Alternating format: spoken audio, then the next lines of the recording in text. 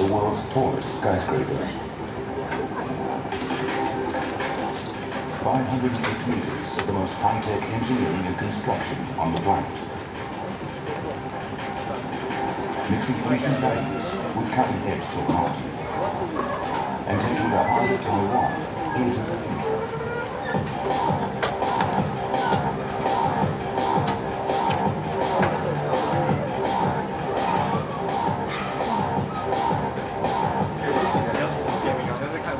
Designing and building the world's tallest skyscraper is no easy task. But even in Taipei, two of the most powerful forces of nature, earthquakes and typhoons, combine to make going super tall a super challenge. I mean, any tall building in the world is big engineering. Using world-leading engineering and construction techniques, Taipei 101 not so much conquers nature, but outsmarts it. This is the only super tall building in the world that's designed in a seismically active zone. This has never been done before, certainly not to this scale. The result is a man-made marvel, a unique megastructure of unprecedented size, shape and technology, built to withstand the very worst that nature can dish out. I, for one, I'm a structural engineer, so there's going to be an earthquake in 2028. I want to be in this building. I'll choose as a double well. And it's not just as a superstructure where Taipei 101 pushes the boundaries. We are not only managing building or city of a city. I believe we are managing a symbol and landmark of Taiwan. Taipei 101 is a benchmark of technological brilliance and innovation. A record-breaking megastructure that defies nature and puts the small island of Taiwan firmly amongst the giants of global industry. For as long as humans have been making buildings, those buildings have been getting taller. From the Empire State Building in 1931, Sears Tower in 1974, Central Plaza Hong Kong in 1992, to the recent Petronas Towers in Kuala Lumpur.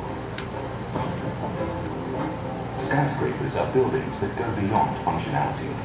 They are symbols of prosperity and power, icons of wealth and industrial might.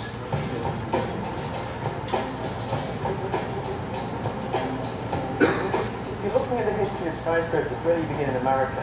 Chicago and New York are the classic cases. But in the last, let's say, 10, 15 years, Asia's really boomed with regards to the building of large structures. In recent years, Asia has seen an explosion of mega-scale building and industry.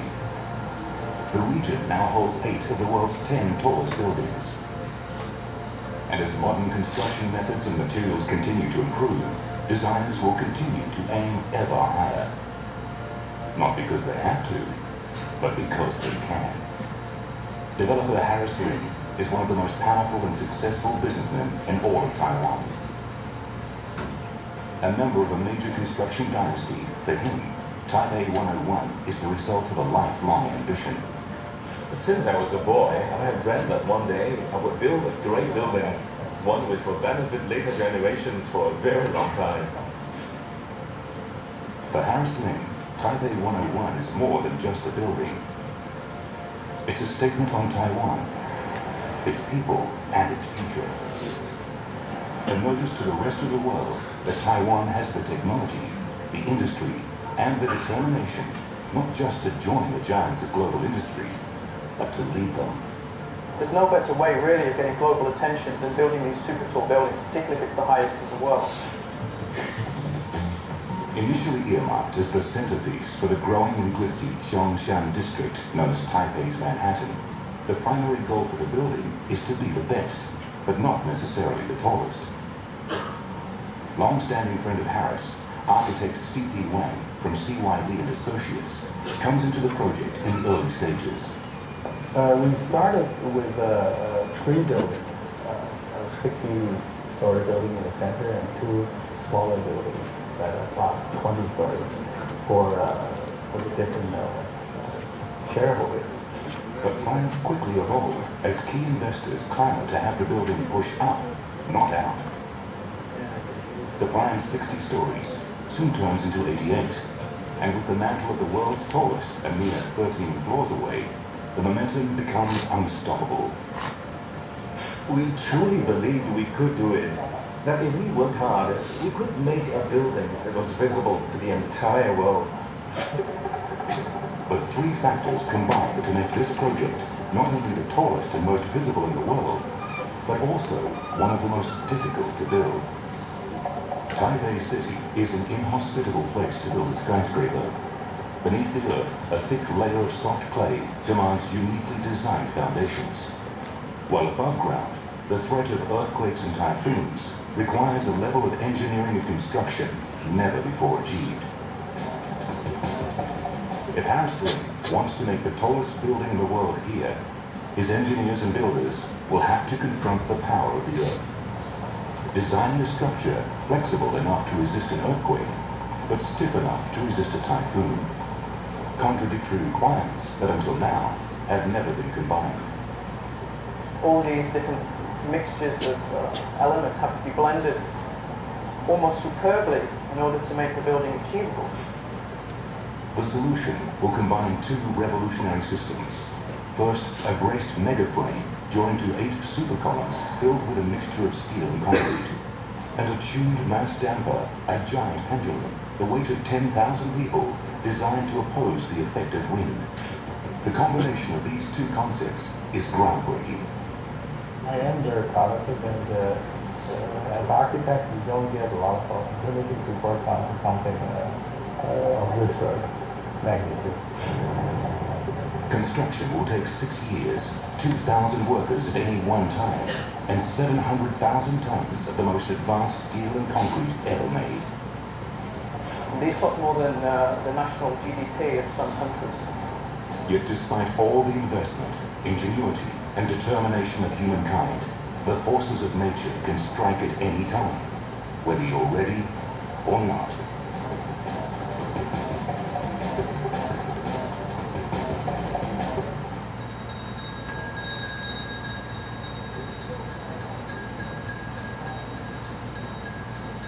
Taipei 101 will be built to withstand earthquakes and typhoons, but it also needs to withstand the test of time. To be a true landmark, it must look unique. Its appearance mixes traditional Chinese icons, bamboo for strength and resilience, a pagoda for serenity, the perfect form of an open flower, and the luck and prosperity associated with the number 8. We tried very hard to do something that we hope can represent the city, the island, as well as our culture. The result is this: 508 meters tall, 101 floors from ground level. A building that looks completely unique, but soon proves challenging to build. Every major skyscraper in the world is a trade-off between what will look good and what will stand out. For a tall building this height, you cannot escape in the practical method. It has to work. Taipei 101 will be the tallest skyscraper on Earth, and the forces on a building of this scale are truly immense. Gravity forces it down, while wind pushes it sideways. Existence is a tenuous balance between being strong enough to stay up, but not so heavy as to cause collapse. Most skyscrapers have exterior walls that are either straight up and down or sloping in. But Taipei 101's unique shape sees much of its exterior surface sloping out. Here at Evergreen Consulting, engineer Shaw Shi oversees plans that will translate Taipei 101's unique exterior into one of the strongest, lightest, and most resilient interiors ever made. The shape of Taipei 101 is more complicated than regular tall buildings, because simple and straight lines will be easier to work with.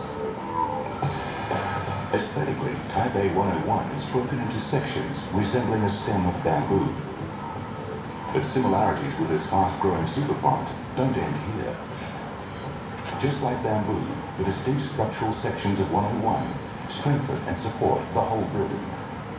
Each section operates as an independent unit, transferring the building's massive weight away from the outside of the building and into the middle.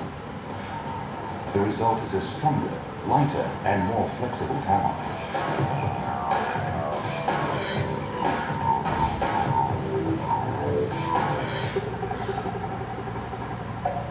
For CP1, this sort of rational problem solving has been integral to the success of the project. Their aim is not just to be the highest, but to be their innovative best. Let me put it this way, it's not like the Wright brothers when they invented the airplane. Today, a lot of people know how to build an airplane, but it's how good it is matters. The design of Taipei 101 requires unique engineering to facilitate a unique shape. But the next challenge facing designers pushes this engineering to the limit. How to make the tallest building in the world stand up against two of the mightiest forces of nature in one of the most hazard-prone cities on Earth.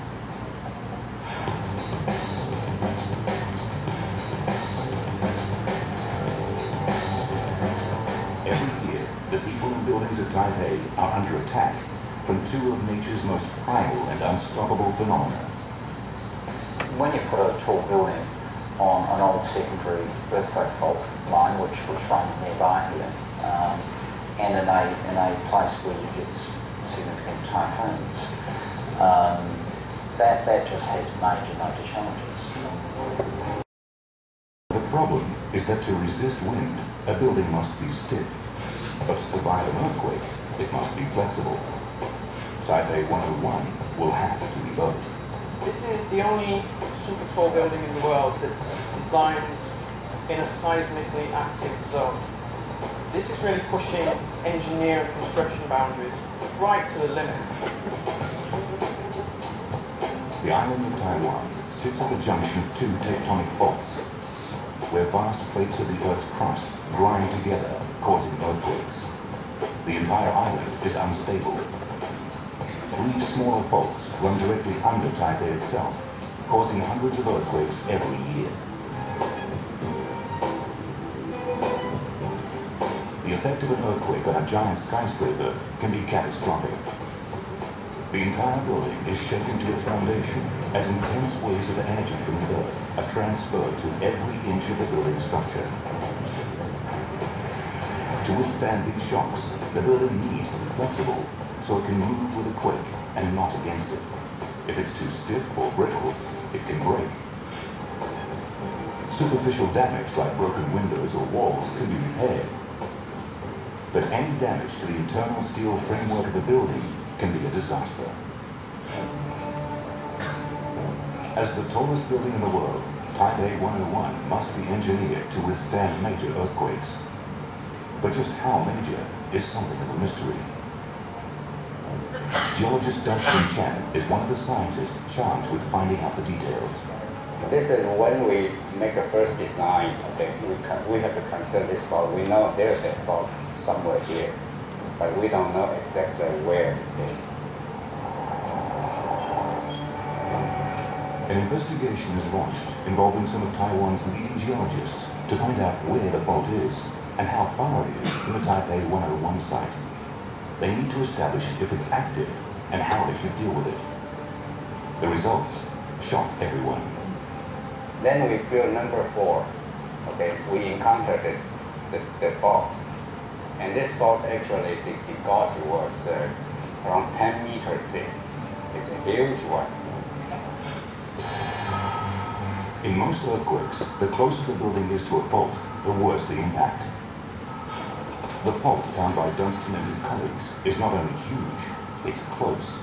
Only 200 meters away from the 101 construction site. 101 must be prepared to face the most extreme earthquake shocks imaginable.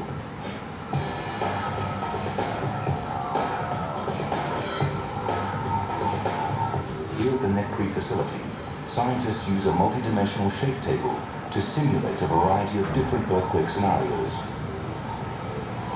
Scale models of different structural configurations are tested, and the information gained helps to design buildings that are better able to withstand the devastating impact of earthquakes. An earthquake shock delivers brutal vertical, horizontal, and twisting strain on a building. Every joint of every structural element is strained, and if there is one weak link, the whole lot can go. To keep 101 standing in a major earthquake, engineers develop a complex internal megastructure. The central core of the building is connected to 8 incredibly strong supercolumns by a network of horizontal outrigger trusses.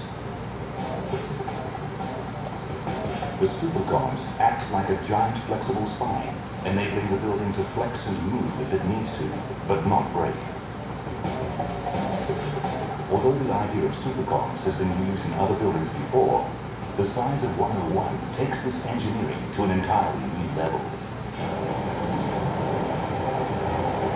But the threat of earthquakes isn't the only natural force that builders of Type A 101 have to worry about.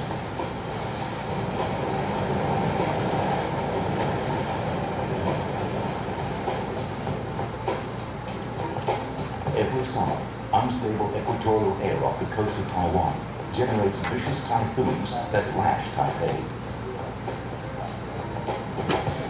These intense tropical storms, with winds of up to 200 kilometers per hour, can literally blow a building to pieces. But it's not just strong winds that designers at 101 have to worry about. The surface area of a skyscraper is so huge that even a small breeze can still have a major effect. As wind hits a building, it impacts in 2 ways. First, the exposed face of a building can be pushed by the wind like a giant invisible hand. But under certain conditions, the wind can generate pulsing vortexes on opposing sides of the structure. The vortexes begin to oscillate, exerting small but consistent pushes on alternating sides of a building, eventually causing it to sway. Like a child pumping their legs on a swing, each gust of wind adds energy. This swaying can be so severe that occupants of high-rise buildings can experience motion sickness. Normally, engineers can accommodate this problem by making the internal structure of a building stiff and rigid. But being stiff is exactly what designers don't want in the event of an earthquake. Can engineers at 101 design a building that is both stiff and flexible at the same time? For the project to go ahead, they have to.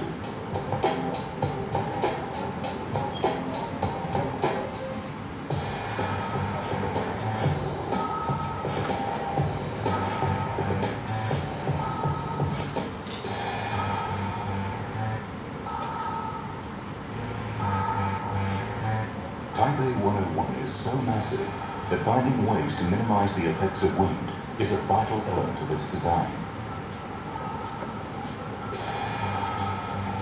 Engineers and scientists begin with the building's exterior. They find that by using re-entry or saw-toothed corners, the flow of wind around a building is drastically reduced. The results of internal testing, the re-entering corners help to reduce the dynamic wind response by 30 to 40%. Saw-toothed corners on a building hinder the formation and impact of the small wind vortexes that can cause it to sway. But just like the pumping of a child's legs on a swing, where each push adds energy to the last, even when the effective wind on a skyscraper is reduced, energy will continue to gather unless it's removed. It's not the size of the push that matters, it's the repetition. If engineers can find a way of cancelling this accumulation of energy, then the building's contradictory requirements of strength and flexibility will finally be met.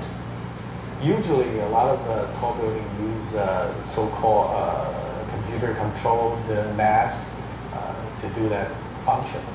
In our case, I think our very smart engineers come up with this the passive 2 mass damper. The passive damper on 101 uses a huge weight hanging from an upper floor to counter the effect of wind. As Taipei 101 sways in one direction, the tube mass damper swings in the other, cancelling the build-up of energy and reducing the building's motion.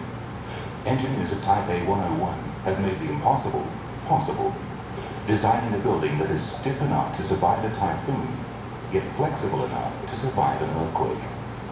But although these ideas seem to work on paper, they are yet to be proven in practice. 101 is going to need a lot more than just new design to combat nature. It's going to need entirely new materials and construction methods as well.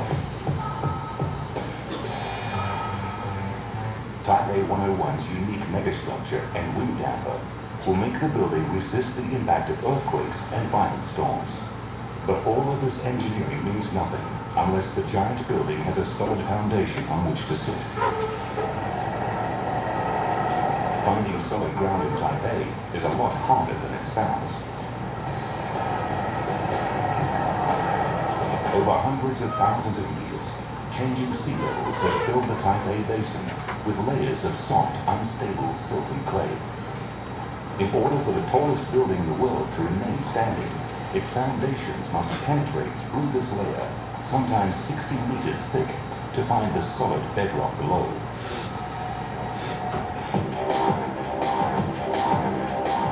Geotechnical engineers spend 8 months collecting core samples to analyze the soil on the building site. They find 3 distinct layers of soft sediment before finally reaching solid ground. This information helps designers to develop detailed plans for 101's foundation structure. Preparing the foundations takes 15 months and removes 700,000 tons of earth from the site. The foundation of a skyscraper is one of its most vital structural elements. It must distribute the building's enormous weight evenly below ground, at the same time creating a super strong base for the towering megastructure above. That's the key point for the whole building, that the building can stand up into the sky. To compensate for the inherently unstable ground of Taipei, 101's foundation is designed to literally pin the building to the deep layer of bedrock below. A 23,000 cubic meter concrete slab sits on top of a complex system of 382 reinforced concrete piles.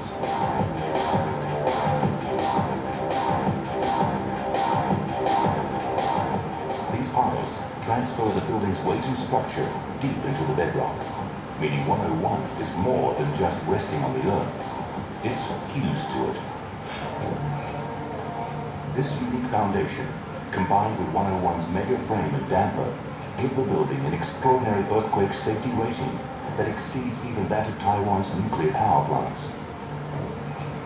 Inside the 101, during earthquake, we wash out the falling particles, okay? Rather than worry about the falling the building. Taipei 101 will not just be one of the strongest and most stable buildings in Taiwan, but one of the strongest and most stable buildings in the world.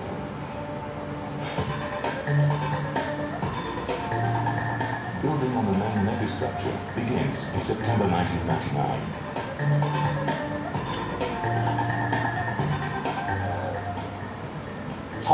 If I look back, I feel it was more difficult than I expected. But I didn't feel that way when I was working, solving problems every day. This isn't a construction workforce, it's a construction army.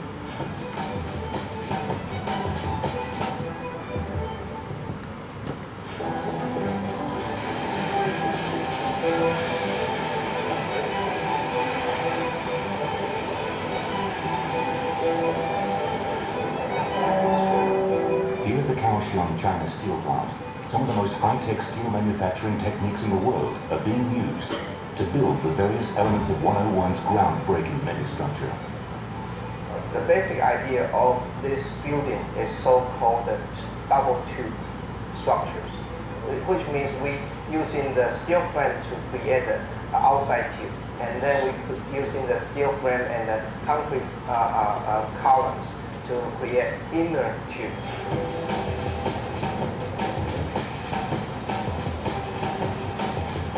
The steel used in Taipei 101 needs to be soft enough to weld, hard enough to carry the building's awesome bulk, and pliable or bendy enough not to weaken or break if it's rattled by an earthquake. Each of these requirements demands a different type of steel, a complex chemical cocktail of carbon, alloy, and refined iron. More carbon makes it stronger, but too much, and it becomes stiff, brittle, and hard to weld. The Kaohsiung plant develops 5 different kinds of steel for 101, each with a specific flex-to-strength ratio designed to suit its purpose and position in the building. The challenge for manufacturers is to make perfect steel into perfect components for 101 each time, every time, day after day. Starting with the raw materials, massive blast furnaces push out 10,000 kilogram ingots of refined steel. The ingots are near liquid hot, 1200 degrees Celsius. An elaborate system of hot rollers and purification baths torture and squeeze the giant blocks into 90mm thick flat plates. Precision, control, and consistency are crucial. Any imperfections mean weakness, and any weaknesses could be fatal for the mighty 101 megastructure. Patterns, ID numbers, and cutting are all controlled by computer. This plant uses more electricity every day than a small city. From start to finish, each super column box section takes 4 months to make. The final product is big enough to park a car in, weighs as much as 90 tons, and is as tall as a 2-story building. Each of 101's super columns will need more than 50 of these box sections. That's more than 400 for the entire building. The next challenge facing builders will be to put them together.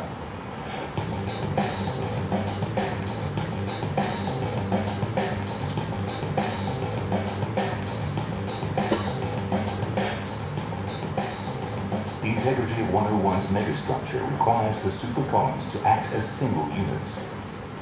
But joining 30 90-ton box sections into one seamless unit has never been done before. Yet again, 101 will tread new ground. Ordinary welding techniques simply won't cope with the enormity and detail of the task. Every millimeter of every joint requires absolute perfection.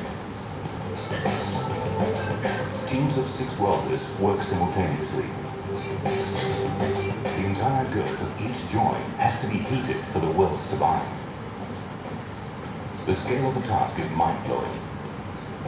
Each joint takes at least 14 hours to complete.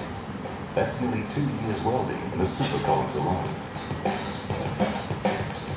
The high-strength steel and advanced welding techniques used in 101 super columns give the building a strong and flexible backbone built to withstand the shock waves of a severe earthquake. But dealing with the building's incredible weight demands an entirely different type of strength, one that steel alone cannot provide. A building usually has 2 types of force, the tension force and the compression. And we all know steel works better for tension, and the concrete works better for compression. The awesome weight or compression loading on the world's tallest structure would crush the super columns if they were hollow. But filling them with concrete to the 62nd floor combines the tensile strength of steel and the awesome compression strength of concrete. Making the system even more robust, engineers develop a concrete mix that is 60% stronger than normal. Concrete able to withstand an awesome 10,000 pounds per square inch of compression. The combined benefit of steel and concrete gives 101 the strongest, lightest, and most flexible backbone of any skyscraper on the planet. a backbone that is about to be put to the ultimate test.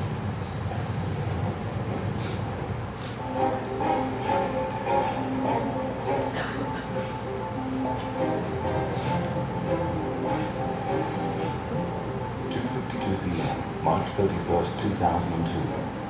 A magnitude 6.8 earthquake rocks northern Taiwan.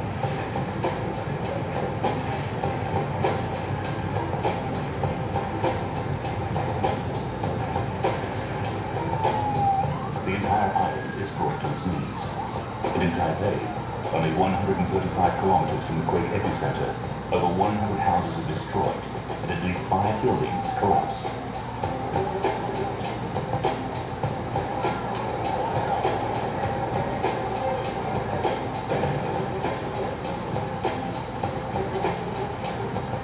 The quake wreaks havoc on the construction site of 101.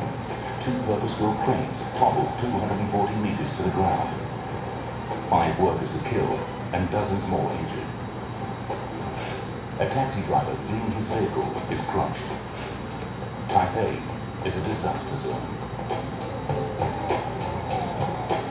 All work on the building stops as aftershocks continue to strike, insurance disputes rage, and engineers and surveyors check the massive building for hidden structural damage. It was a big challenge for me at the time. The 9/11 attack had happened in the USA just before. And so our people and our investors began to question whether we needed such a tall building in Taipei. The work ban continued, not just for days or weeks, but for 3 months. An earthquake, the very force 101 has been designed and built to survive, now threatens to destroy the building's future. Not physically, but financially. Morale plummets, and a dark cloud hangs over the project. Finally, in July 2002, the building surveyors give 101 a clean bill of health. The internal framework is intact, and once more, work can resume. But the victory is bittersweet. No scientific test could have proven so effectively that 101's megaframe can resist a severe earthquake. But no scientific test would have come at so great a cost.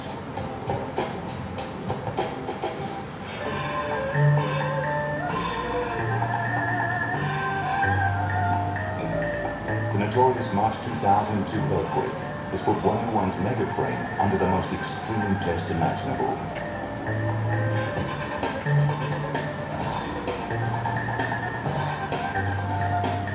But as work resumes, and the skyline of Taipei is increasingly dominated by 101, a geologist from a prestigious local university discovers a worrying combination of data. Although only one severe earthquake has struck Taipei since work on 101 began, there has also been an unusually high number of smaller ones. Taipei 101 might not just be the victim of recent quakes, it might be the cause. When the second earthquake occurred again, almost in the same location, then I take it very serious to do some research work. The fact that Taipei is a seismic hotspot and that 101 is built only 200 meters from a dormant fault line is common knowledge. But the powers of the Earth are often hidden, and despite the combined effort of geological scientists the world over, accurately predicting when and where an earthquake will strike is beyond us. Dr. Lin believes the enormous weight of 101 may have reawakened Taipei's dormant fault lines, increasing the threat of earthquakes, not just to the building itself, but to the entire city. Although Dr. Lin cautiously states that this theory is not yet scientifically proven, the circumstantial evidence seems compelling. Bigger earthquakes, and more often, since the construction of Taipei 101 began. But foundation engineer Dunstan Chen explains why he believes this hypothesis is fatally flawed. That's actually at the beginning. For every high-rise building I built in Taiwan, we consider the weight you put the weight of the structure, okay, should be more or less equivalent to the soil you excavated. The net change in pressure on the Earth as a result of 101 is nil. 700,000 tons of construction has gone up, but 700,000 tons of earth was dug out to build it. The unpredictability of seismic activity means that either way, we may never know for sure. And regardless of what causes the frequent earthquakes in Taipei, this man-made marvel is being built to withstand them.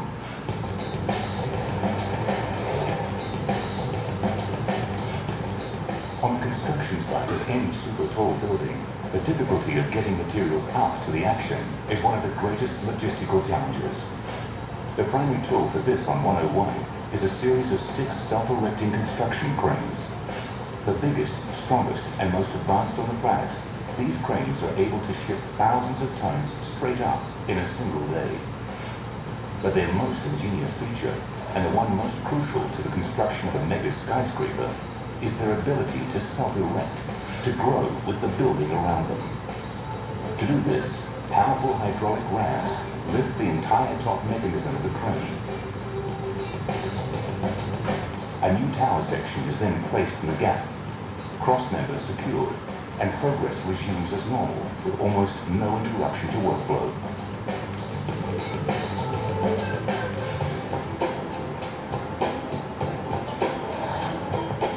Although concrete is one of the oldest and most widely used construction materials, it's incredibly heavy and, like a liquid time bomb, has to be pumped into position before it sets. These two factors pose a major challenge for construction workers on 101. The concrete they use here doesn't just have to get from the plant to the building, it has to get up the building as well. Once you leave the Beijing plant, within 2 or 3 hours you have to arrive on site and start pouring. To do this, engineers develop concrete with specific levels of viscosity or runniness and specific drying times. This buys them valuable time and helps the powerful concrete pumps to work more efficiently. The result is yet another world record for 101. Concrete is pumped from ground level to 450 meters. That's higher than any other concrete pour in history. Construction reaches the 92nd floor in July 2003. Although nearing completion, the technological crown jewel of 101 is yet to be put in place. The tuned mass damper, the crucial wind-proofing mechanism designed to counteract the horizontal sway of 101's massive bulk. Although mass dampers have been used in skyscrapers before, they've never been this shape, they've never been this big, and at 380 meters, they've never been this high up. To be effective, the damper needs to be 1/10 of 1% of Taipei 101's total mass, a staggering 660 tons. Not even the awesome Taipei 101 cranes can lift something this huge and heavy. The ball arrives in prefabricated sections, which are then welded together on site. It's then hung from 16 10-centimeter thick cables and tuned to make it swing in exactly the opposite direction to the building. When the building moves by the wind, it will go against it and balance it out real quickly, very much like the shock absorber of a car. And I think this idea has not been used in any other building that I know. So I think we're the first one to try that. In principle, it works like a simple counterbalance, but in reality, things are a little more complicated and a lot more clever. To stop the damper from rocking either excessively or out of sync with the building, the ball is attached to a series of hydraulic dashpots like mega shock absorbers that stifle the ball's movement. If the damper experiences a particularly sudden jolt, such as an earthquake, the hydraulic resistance in the dashpots is strong enough to create a lockdown effect, meaning that the big golden ball in the sky will stay exactly where it is.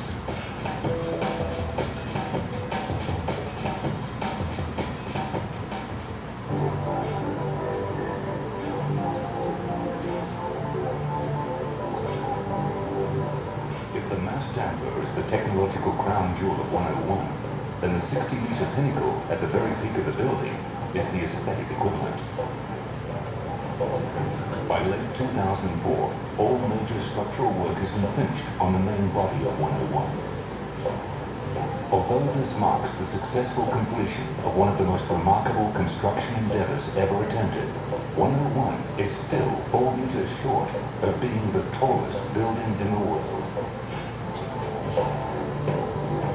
Successfully raising the pinnacle will assure them the title, but at 400 tons, it will also be a logistical nightmare. Nothing this heavy has ever been lifted in this way at this height. It's not just difficult, it's dangerous.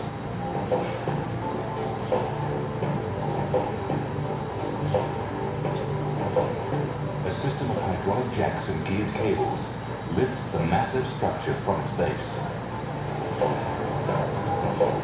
Progress is painfully slow, but victory is the only option.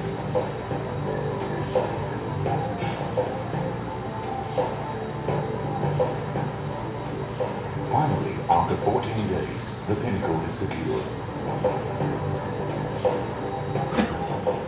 Against all odds and against nature, the tallest building in the world is complete. Yet although this marks the end of one phase of the building's life, it is the beginning of another. Today, some of the world's biggest corporations boast offices here, and in peak periods, up to 40,000 people come in and out of the building every day. It's like a city unto itself, only vertical. For a lot of people, until you see it, you don't believe it, nor do you understand it. Many of the everyday functions we take for granted are complicated exponentially by the addition of height, making the operations of this mega skyscraper a mega challenge.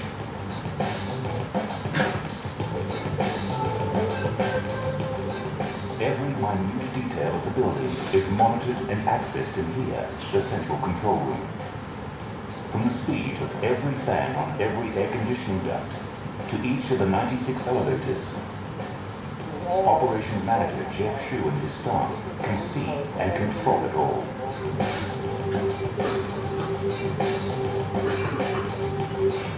The security section monitors the focus, angle and zoom of each of 101's 520 surveillance cameras.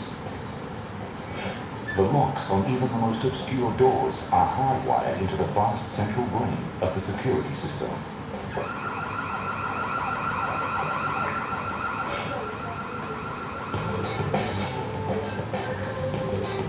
Staff continuously monitor the use and supply of electricity, the flow of water, the fire hoses in the mall, even the level of seismic activity.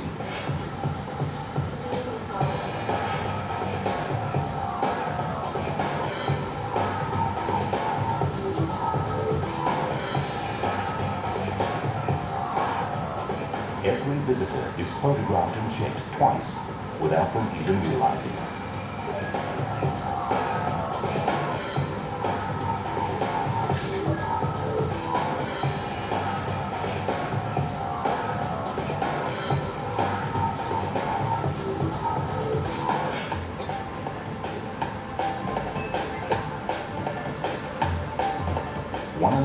Sucks in the equivalent energy of 6,000 regular homes.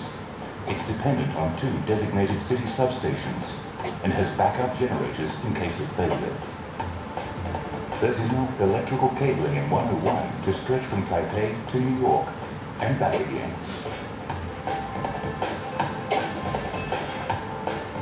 In case of fire, the equivalent of 2 Olympic-sized swimming pools of water is stored within the building to fuel a vast array of sprinkler systems. Stairways and corridors leading to the mechanical floor safety zones are pressurized to reduce smoke levels and are equipped with personal emergency kits, closed-circuit TV, and, perhaps most importantly, access to the outside world.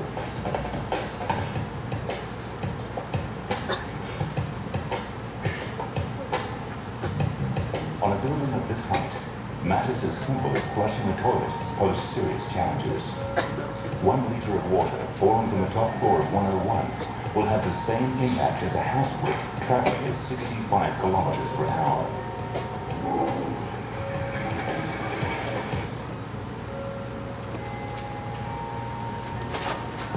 好，这个后面剩下的大概是